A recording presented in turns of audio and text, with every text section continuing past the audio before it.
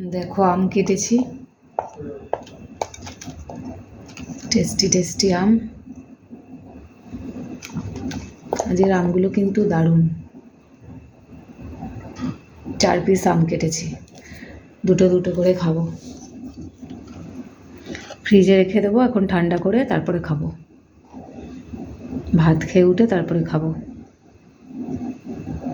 হিমসাগর আম, 4টেই কিন্তু হিমসাগর।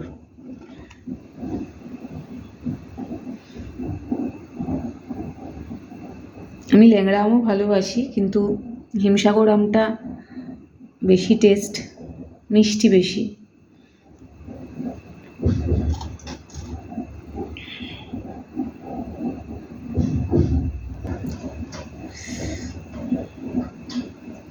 কার না ভালো লাগে বলো আম, এত টেস্টি আম,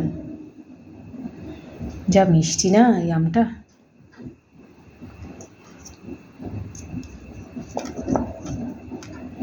যাই ফ্রিজে রেখে আসি, ঠান্ডা হলে তারপরে খাবো।